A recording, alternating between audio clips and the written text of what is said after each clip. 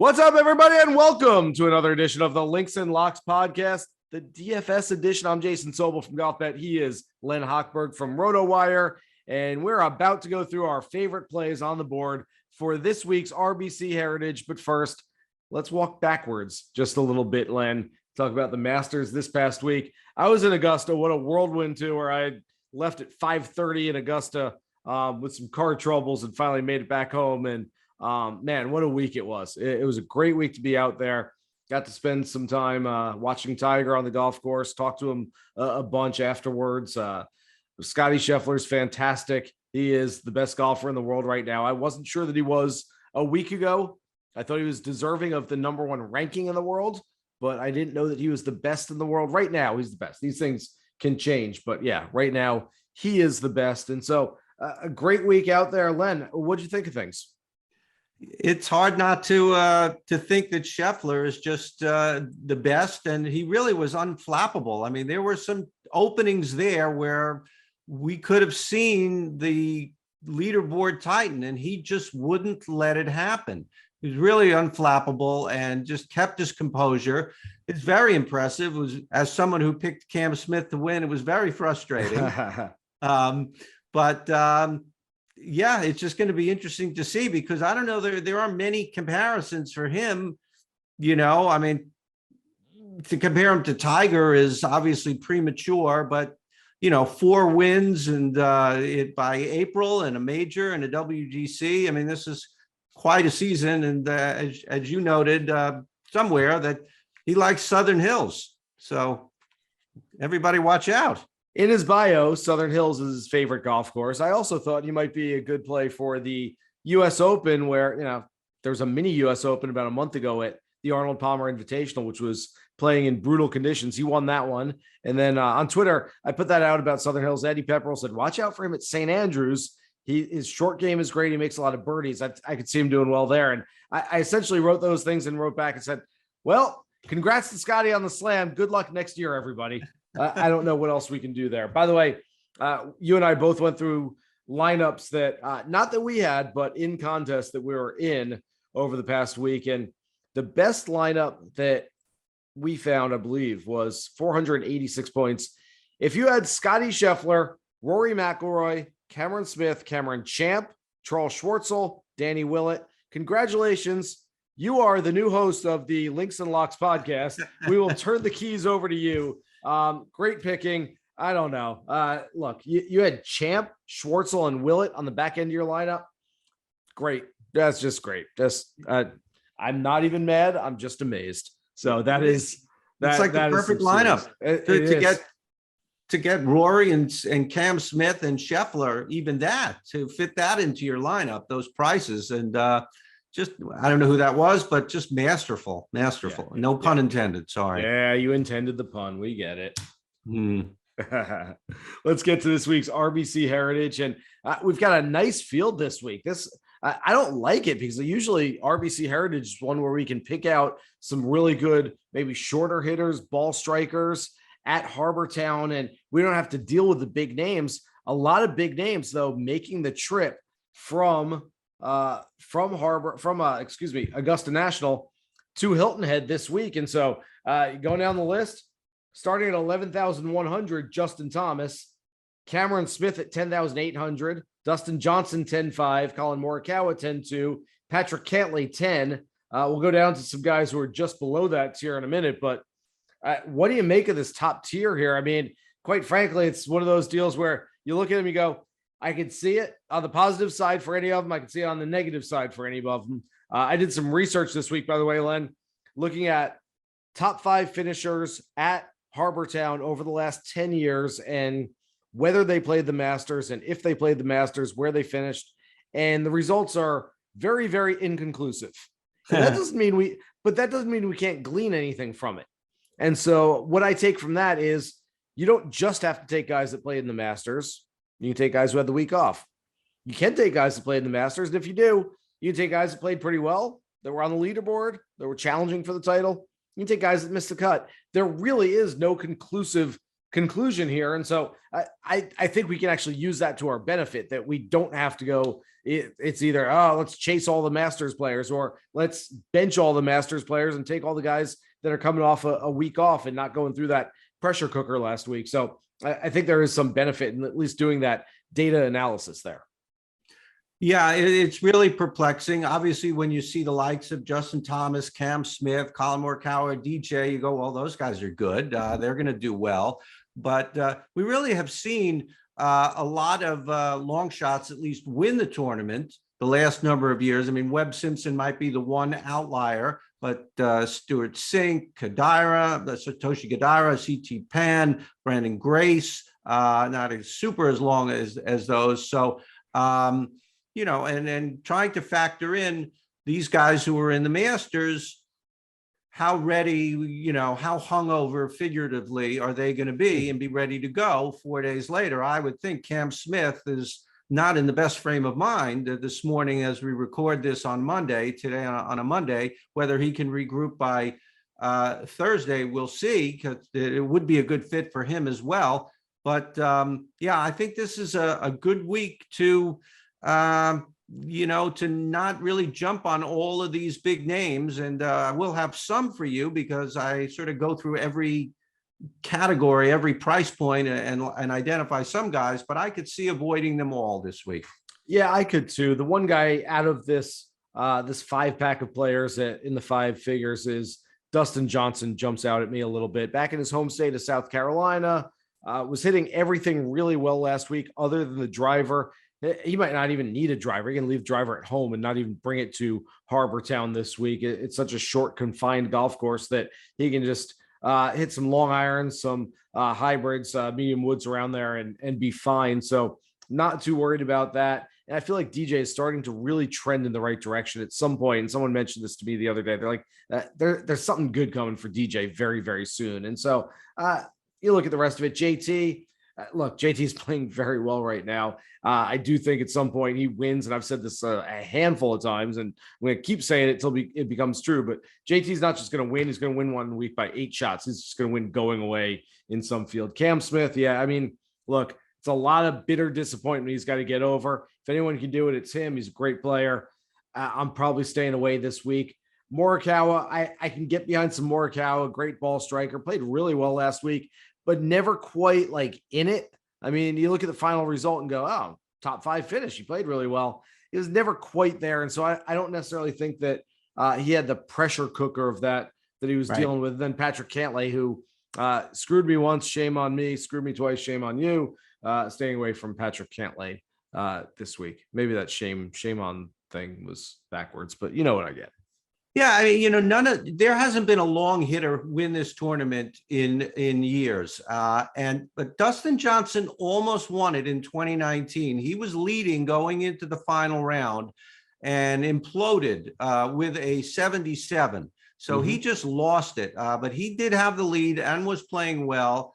And as you mentioned, this is his home state. I could see him doing well. I've sort of identified Colin Morikawa as my top pick for a bunch of the reasons that you mentioned. One, he did have a great week, but he was not in pressure-filled golf. There really were only 2 guys, maybe 3 guys in pressure-filled golf, really the whole weekend. So, yeah, Morikawa had a great week and just sort of, I don't want to say stumbled into a top 5, but he was there.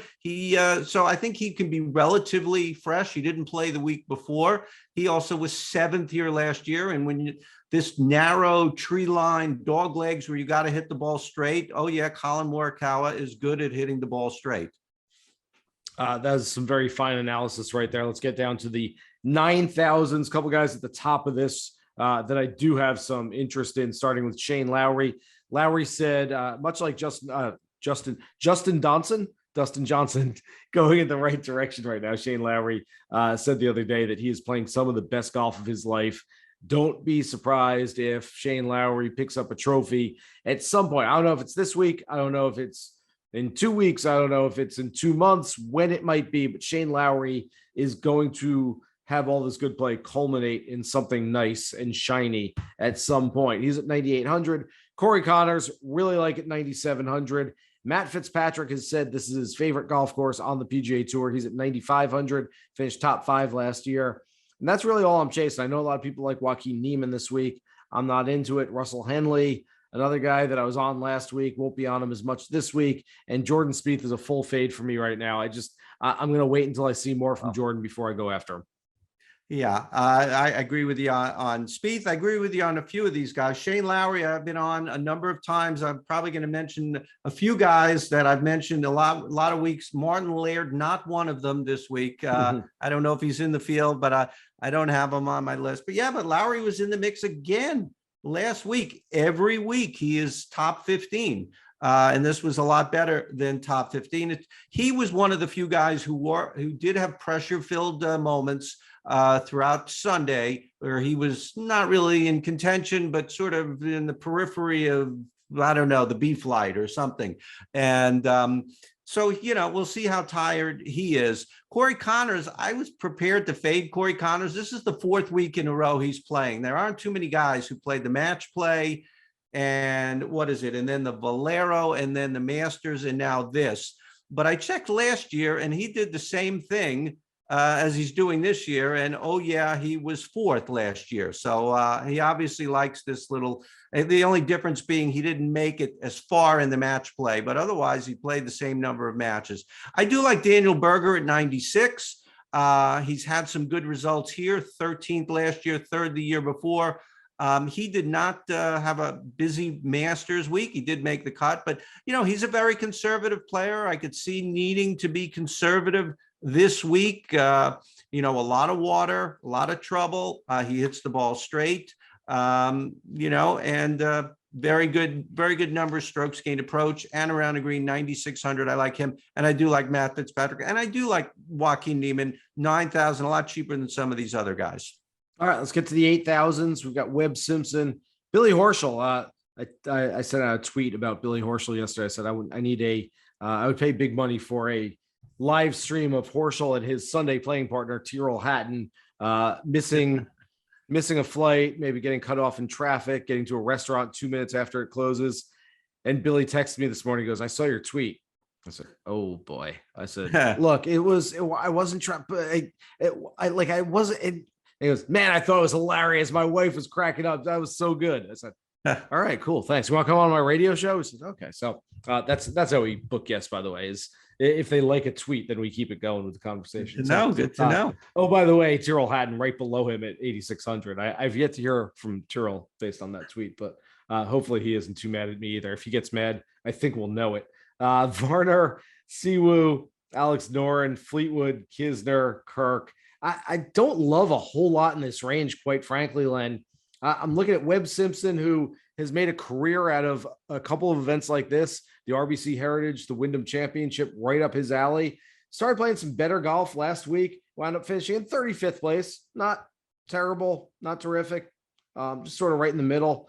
Scores were okay, 73, 76 on the weekend, but I might have a little investment in Webb Simpson. Then Kisner, I would, except that the entire world's going to be on Kevin Kisner this week. And so for cash games, I think it's fine. For GPPs, I'm probably just staying away from Kisner just for the sole reason that everyone's going to be on him this week.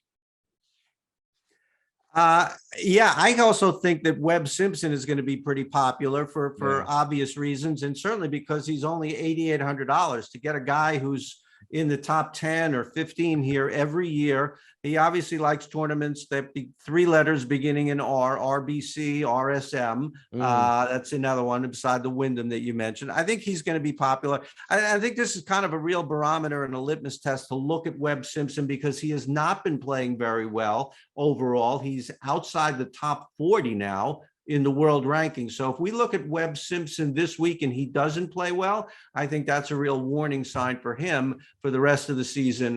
Not the youngest guy anymore. Tommy Fleetwood, 8,200. I was really hard on Tommy Fleetwood. Was sort of watching him drop to get out of the top 50 in the world. And he got to 49th and stopped. He's had 4 straight top 25s. He was top 15 at the Masters last week. Second on tour, strokes gained around the green. That's going to be an important stat this week. I think scrambling, a lot of greens are going to be missed with the small, tiny greens.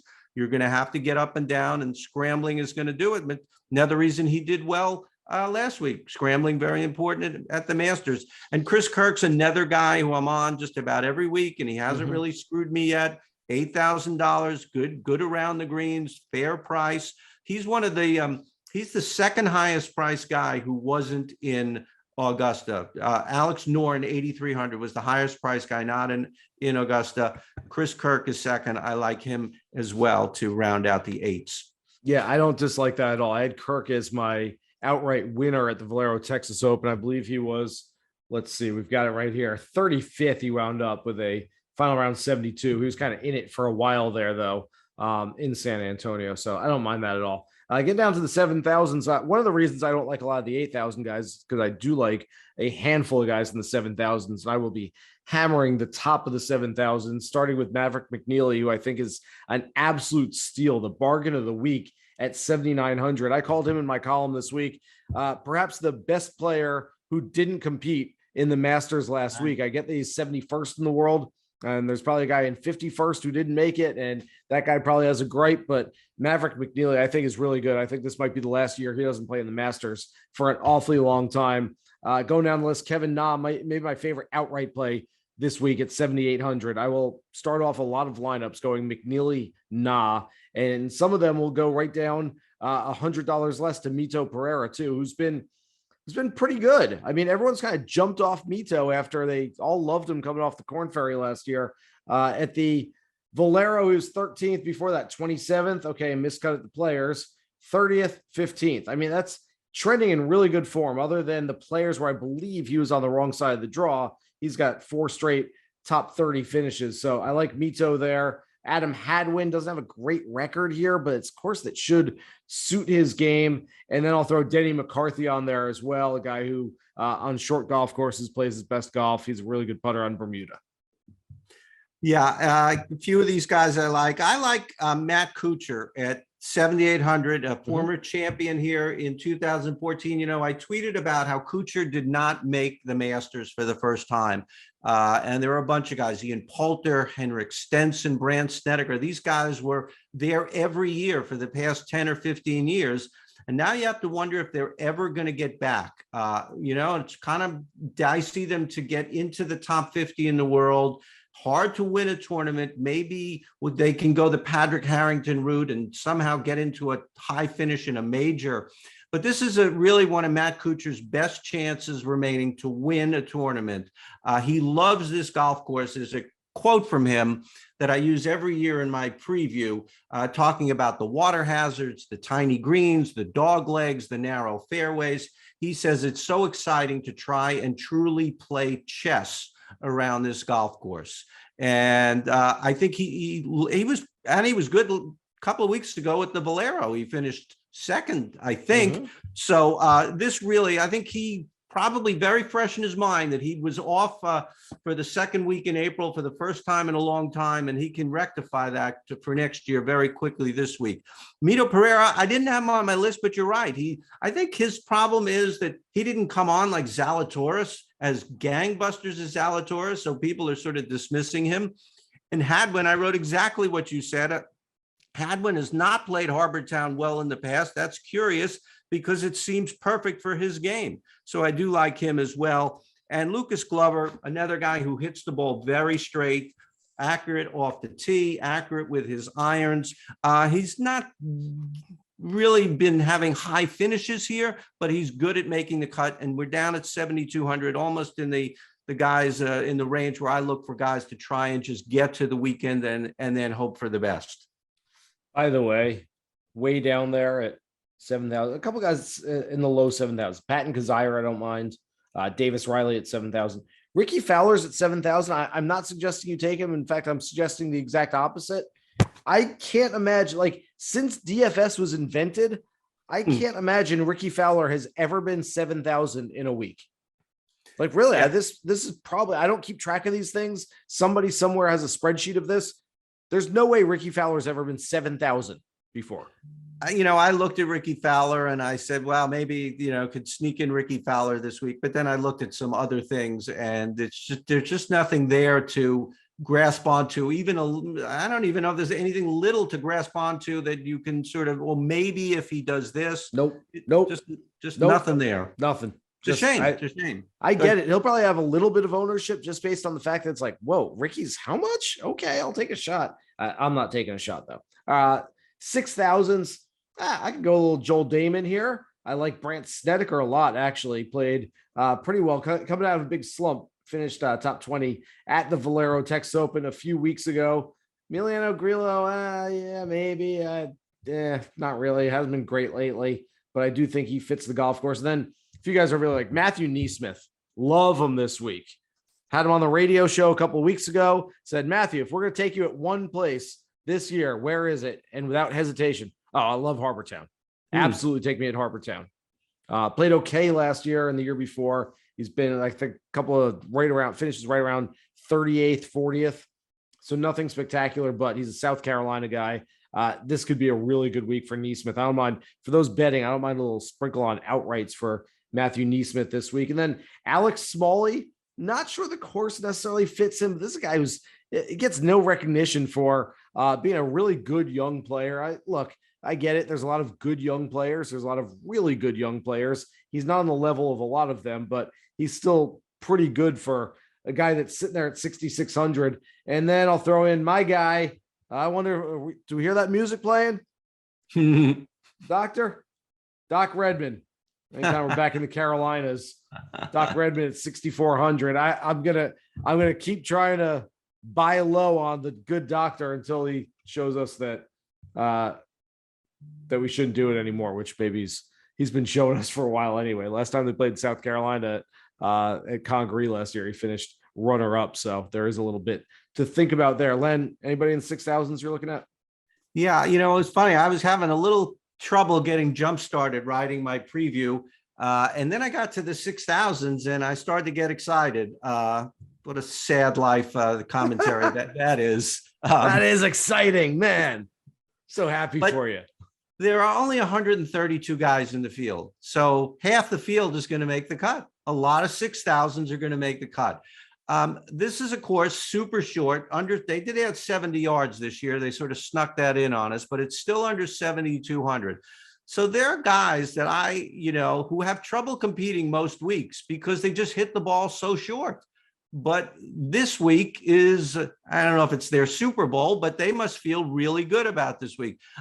Two of the guys I like are the two absolute shortest hitters on the PGA Tour, Brendan Todd at 6,800 and Brian Stewart at 6,700. Brendan Todd, they're both about 275. Todd is a little bit less. He's dead last on tour in distance.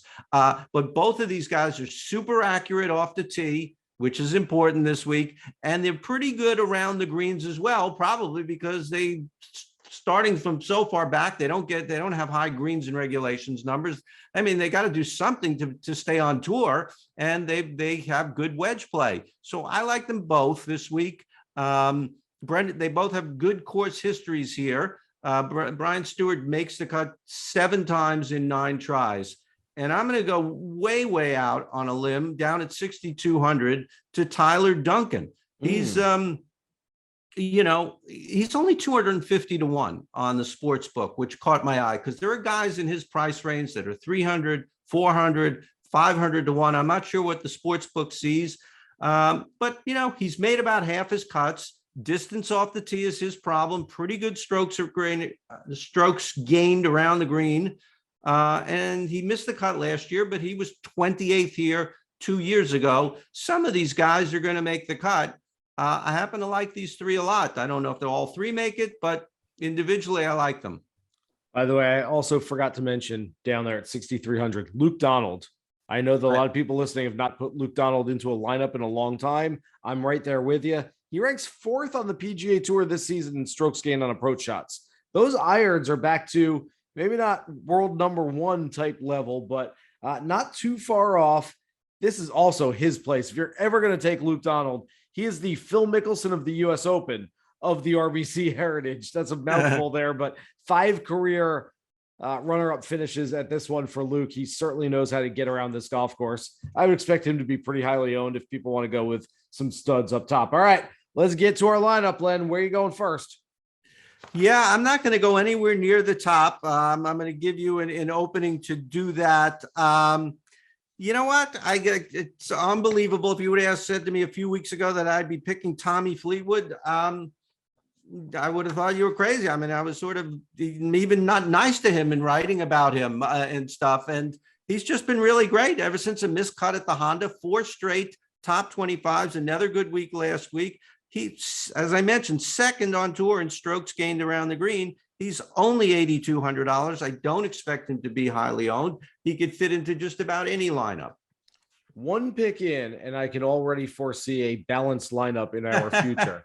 I have a feeling it's going to happen. I'm only going to go 300 further down the list till I get to Maverick McNeely, who tends to play his best golf on short golf courses. He was top 5 here a year ago. He was runner-up at Pebble Beach, I believe, last year. And then he was also top 5 at the Fortinet Championship.